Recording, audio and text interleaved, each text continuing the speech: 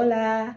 I'm super excited because I'm about to start enjoying my holiday. So my Easter break started like a couple of days ago, but I've just really been resting. I haven't done much because I realized I was just very burnt out from the previous 2 weeks. Like before the break started, I had a deadline to meet at work, I had a deadline to meet at school. So it was just kind of crazy trying to balance everything out. So I think this break is very well deserved. So I'm going to try to explore Bilbao as a tourist because I feel like I haven't really toured the city. Like my first week here, I did do some sightseeing, but I didn't really go to any of the touristy places. I've been living here as a student. Now I want to explore the city as a tourist, and I'm excited for that. But today is self-care day. I want to do my nails. I'm not going to get acrylics because every single time I get acrylics, I end up breaking them and I get injured. So I'm not going to do that. I'll probably just paint my natural nails with gel polish. And then I'm going to do a pedicure. My feet are begging me for a pedicure. It's been so long. So I'm going to do that. And then probably go to get some hair products. And yeah, we'll see. I think it will probably be late by the time I finish all of that. I don't know if I'm going to do anything else, but we'll see where the day takes me.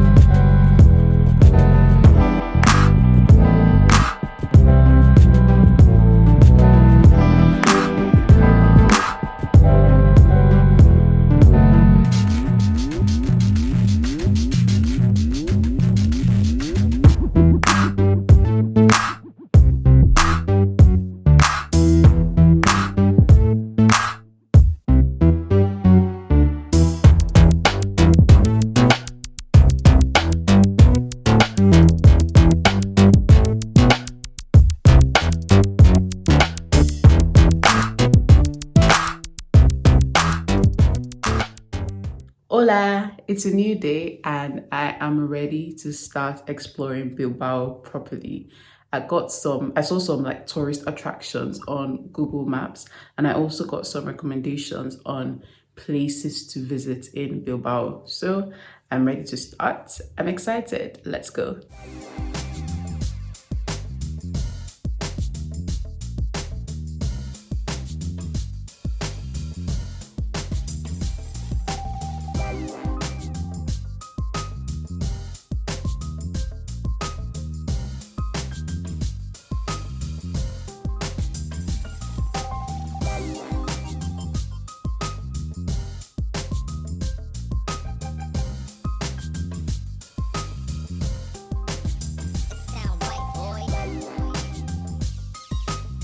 Hi there. So when I got to the Azkuna Zentroa, I realized that they were setting up for an event, but I decided to go and explore the building for a bit before coming back to see what was going on.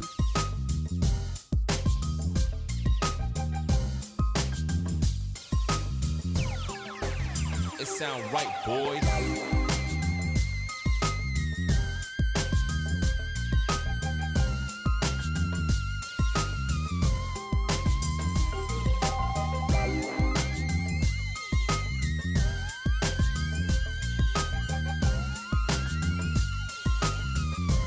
As I was exploring the building, I stumbled upon this exhibition called Somewhere From Here to Heaven, so I decided to go and see what that was about.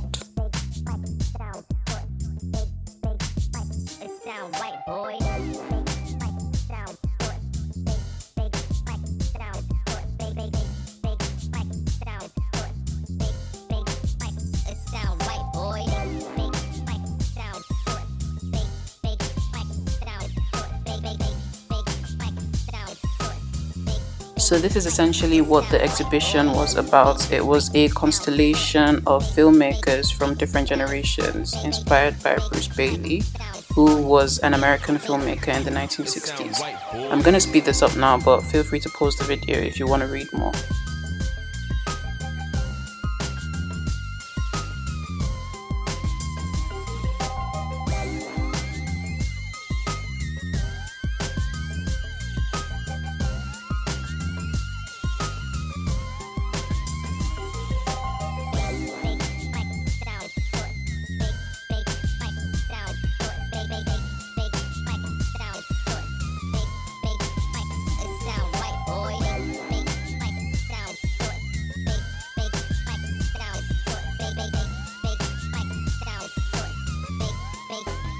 It sound right, boy.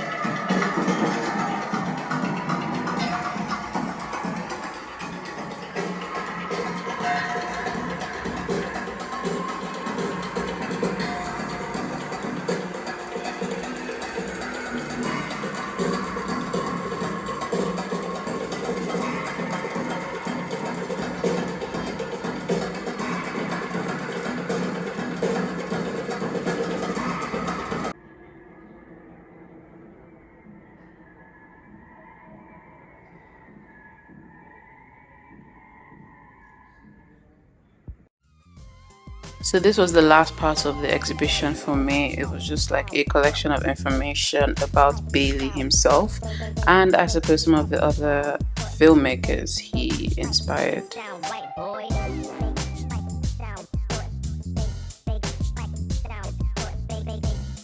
And this excerpt here just sort of encapsulates what the entire exhibition was about.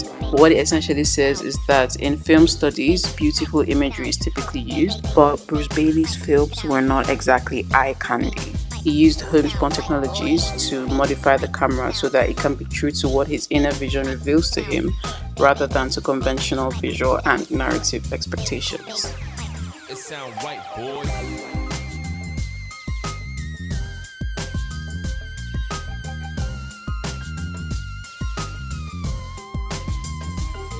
So after the exhibition, I went back upstairs to see that they were ready to start the event I spoke about earlier, which turned out to be a part of the Bilbao Basque Festival.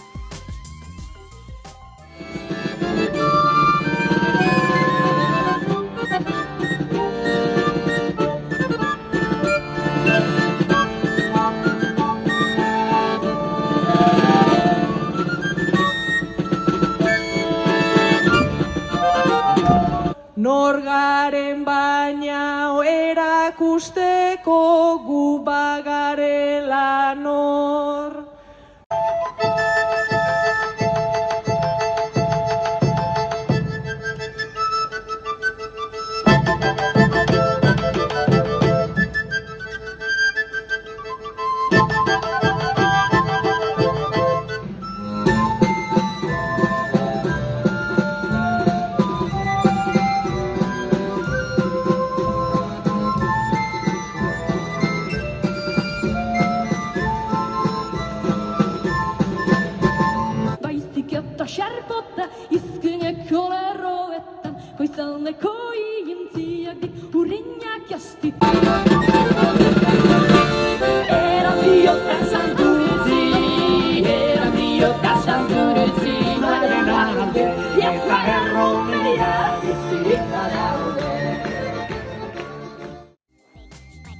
So after the event, I went to have a drink and some pinchos.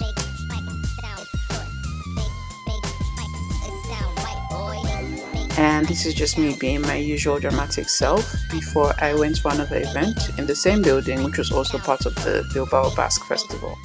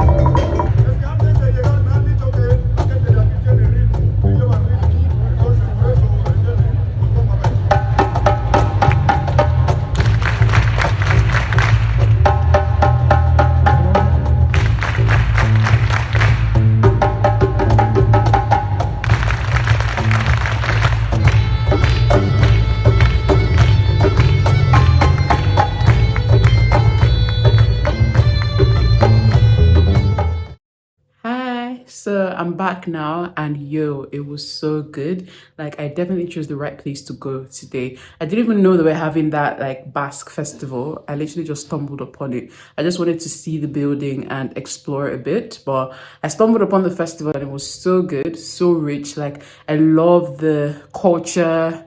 What's the word I'm looking for? The display of culture that was there was so beautiful. And like the Basque music and dance, like it reminded me so much of this series that I've watched, Outlander. I don't know why, even though Outlander is like Scottish, I think it relates to like Gaelic culture, but I saw many similarities. I hope this is not offensive. I don't know much about like Basque culture or Gaelic culture, but just like watching that reminded me of it, and I just thought everything was so beautiful. I'm definitely going to do some more research on like Basque culture and their history and everything, because it was so beautiful, and I can't wait to see more tomorrow.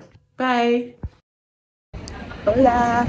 So I'm making this vlog as I'm walking because I'm running late, but I'm on my way to go for a walking tour now, and it should be fun. I'm excited. So see you when I get there.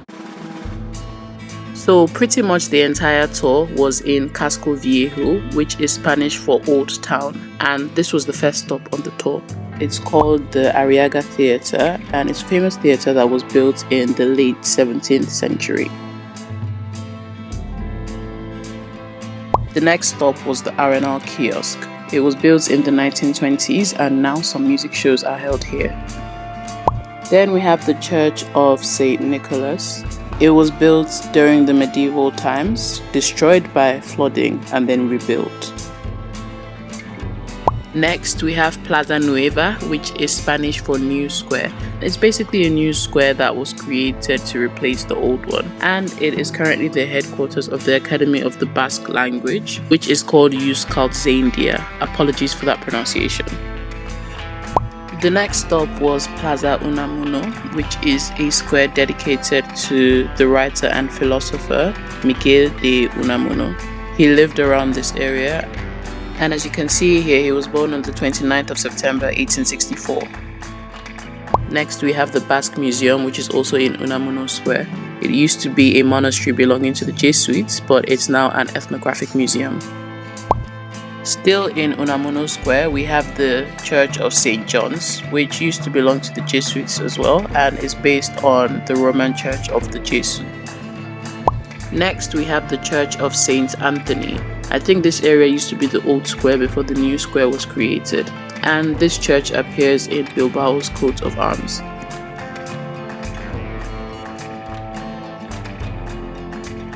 Next, we have the Ribera Market, a famous food market that was built in 1929, although it has now been refurbished and has a more modern look. The Ribera Market was recognized in 1990 by the Guinness Book of Records for being the largest indoor market in Europe.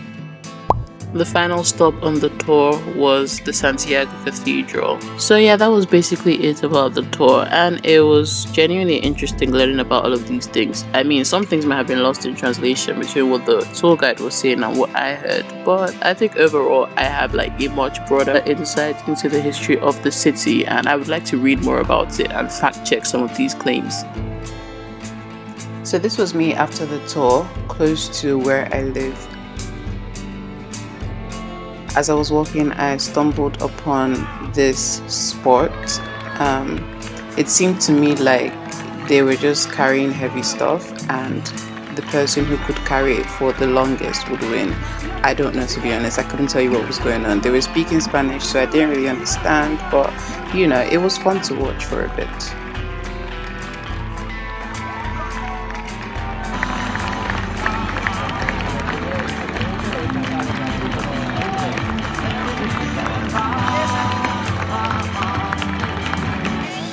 And then this thing with the chainsaw was apparently part of the event as well, or the sport.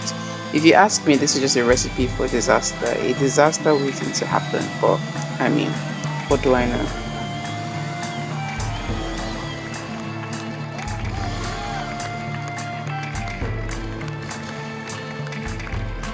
After watching the sport for a while, I decided to just soak in some of the sun. The weather was so good.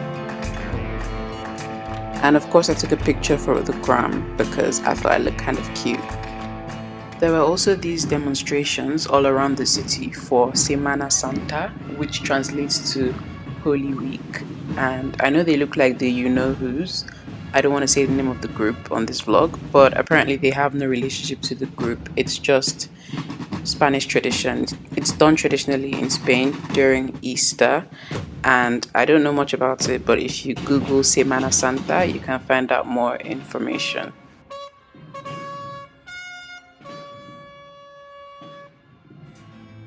Moving on, I had some nice views on my way home, but unfortunately this wasn't a part of the tour, so I didn't have my tour guide with me. I can't tell you much about them. Just enjoy the view.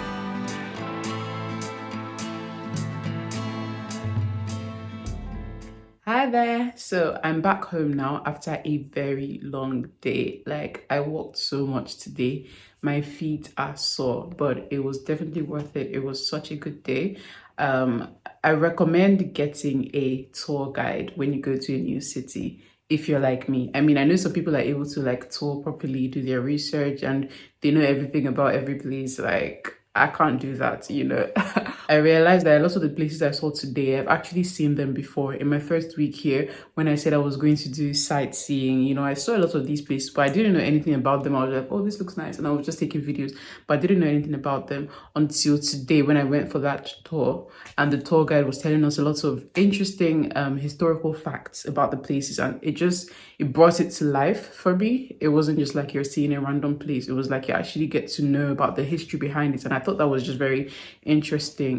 Bilbao is such a rich city. There's a lot of history behind it, and it's just very fascinating. So I definitely recommend looking into it. If you go to a new city, get a tour guide, go on a tour, because that will help you actually understand the landscape that you're seeing.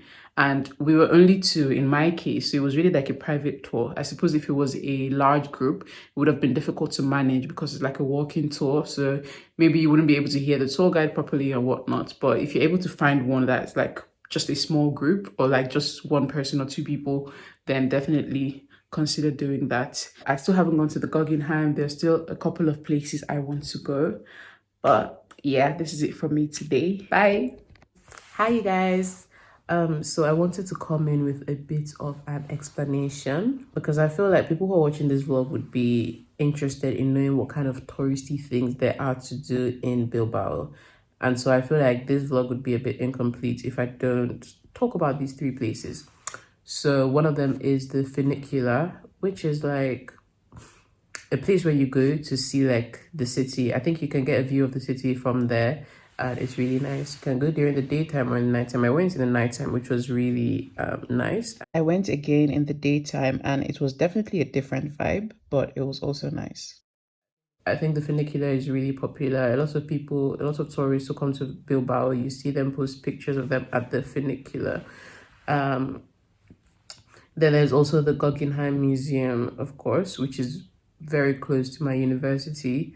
It's like a modern arts museum. It's interesting if you're an artsy person. I'm not necessarily an artsy person, but I went for the experience. And yeah, I would just say if you're into modern art, you will enjoy it. If you're not into modern art, it's worth it for the experience. You know, I had mixed feelings about it, to be honest, but obviously it's a very popular touristy place to go. And there's the poppy. I don't really know what the place is called, but it's like a sculpture. Is it a sculpture? I don't know, but something that looks like a poppy anyway. I suppose I'll put the technical name or the correct name for it if I can find it. And the poppy is like in front of the Guggenheim Museum. So a lot of people go there as well. I've seen a lot of people with pictures in front of the poppy. So I think those three places are really very common for tourists in Bilbao. I didn't vlog those three experiences, but I just thought to put it in here, to put some pictures in here. Obviously, I didn't explore everything there is, but I feel like I'm satisfied with the level of touring that I did. I feel like I know the city a lot more now, and yeah, thank you for watching. I hope you enjoyed this content. I definitely enjoyed making it. I enjoyed touring the city, and yeah, I will see you in my next video. Bye.